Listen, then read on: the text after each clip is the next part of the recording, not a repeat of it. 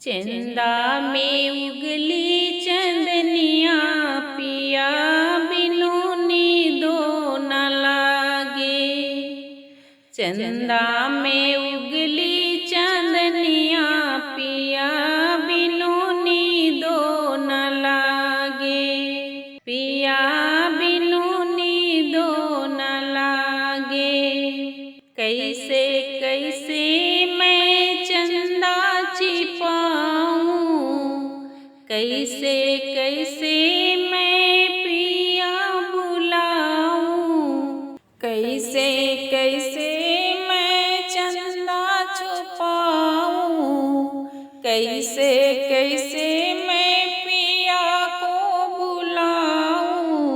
जाग गई सासू बैरनिया पिया बिनु नींदो न लागे।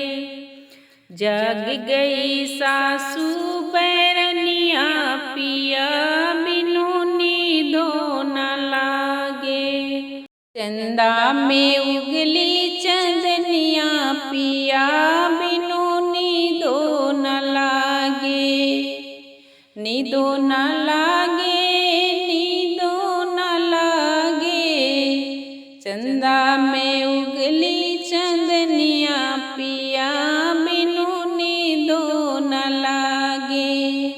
कैसे कैसे मैं चंदा छुपाऊं, कैसे कैसे मैं पिया के बुलाऊं।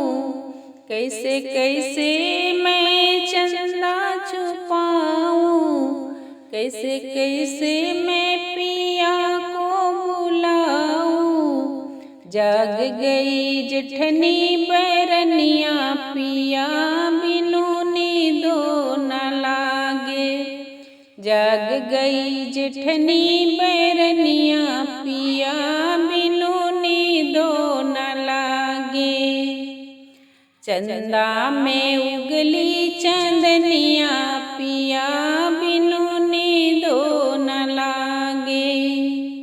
चंदा में उगली चंदनिया पिया बिनु नींदो न लागे।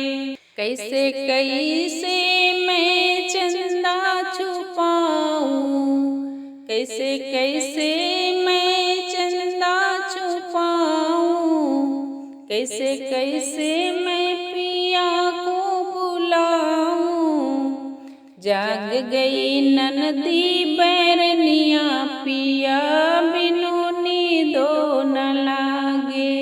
जाग गई ननदी बैरनिया पिया बिनु नींदो न लागे। चंदा में उगली चंदनिया पिया